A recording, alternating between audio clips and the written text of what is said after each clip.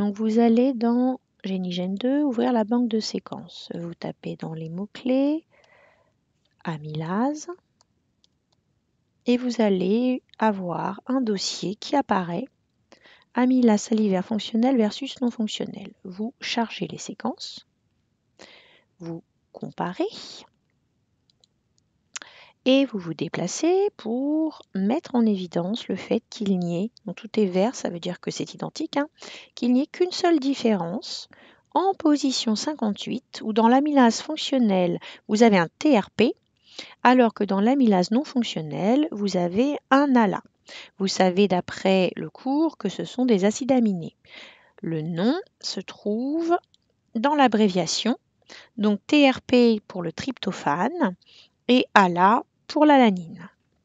Donc là, capture d'écran, titre, mise en évidence en encadrant la zone et petite phrase d'interprétation de la fonctionnalité ou non de l'amylase. Ensuite, vous allez dans l'IBMOL. Dans l'IBMOL, nous allons comparer deux molécules. Vous allez donc avoir vos deux fenêtres qui vont s'ouvrir. Dans chacune de ces fenêtres, vous allez déposer et charger un fichier. L'ASF pour l'amylase fonctionnelle et l'ASP pour l'amylase non fonctionnelle. Voilà. Je vais rester sur cette fenêtre-là. On va mettre tout d'abord en évidence la protéine. On va dans Commande, Protéine, ruban, et on choisit un code couleur pour la protéine. Vous voyez d'ailleurs qu'apparaît autre chose que la protéine. Ici, ça va être notre amidon. Donc, je fais le même travail pour l'autre côté. Donc, toujours faire tout en parallèle, c'est plus sûr. Et vous choisissez impérativement le même code couleur puisque le but, ça va être de comparer.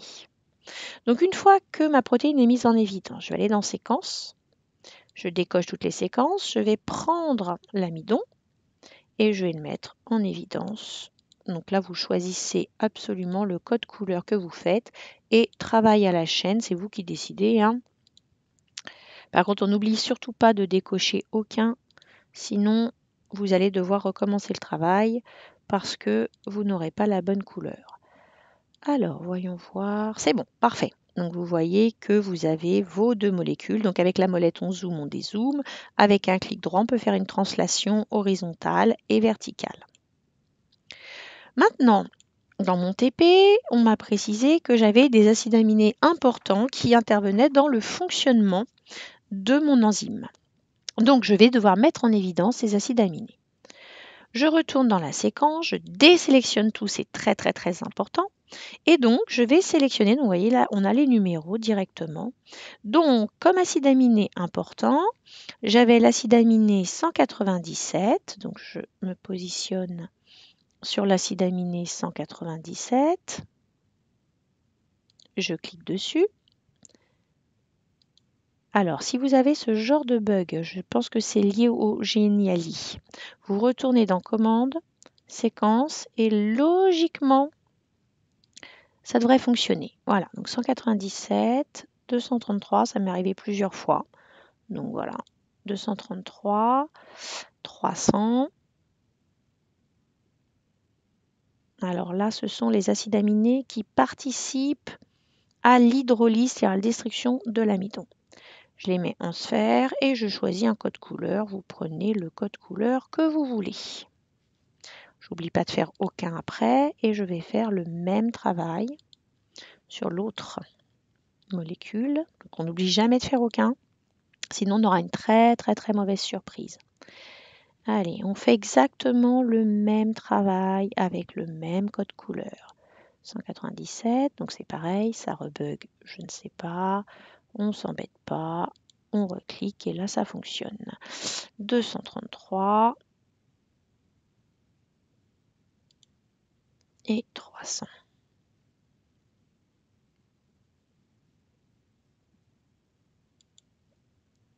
On met en sphère et on prend le même code couleur que tout à l'heure. On vérifie, On a bien nos deux molécules côte à côte.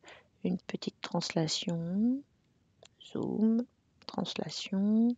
On essaye de se mettre dans la même position, puisque pour comparer, il faut qu'on ait des choses comparables.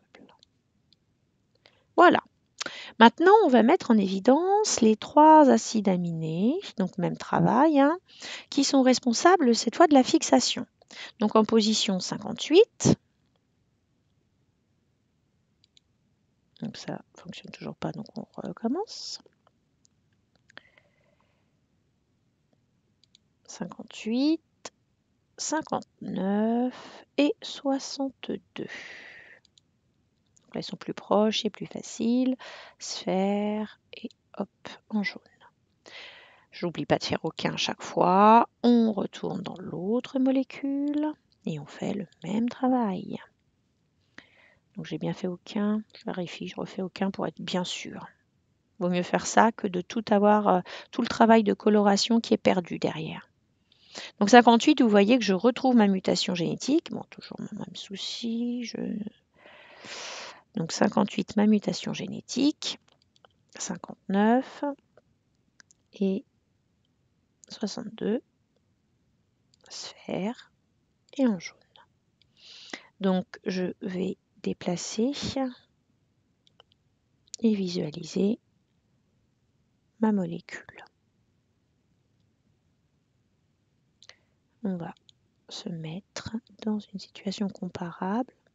Donc vous voyez là, hop, petite translation, le coloré, de couleurs différentes, comme ça on le verra mieux.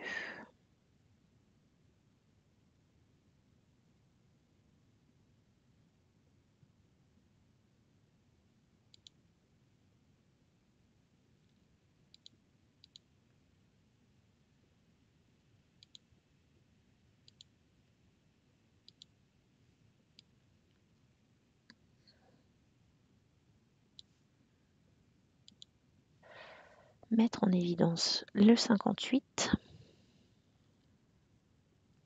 puisque c'est lui qui a été muté. Comme ça, on le verra parfaitement bien. Alors, ne me demandez pas toujours pourquoi. Je vais le mettre du coup en violet.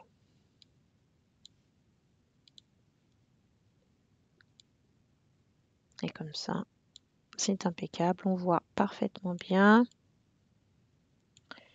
l'interaction qui n'est pas du tout la même à cause de la modification des 2 acides aminés.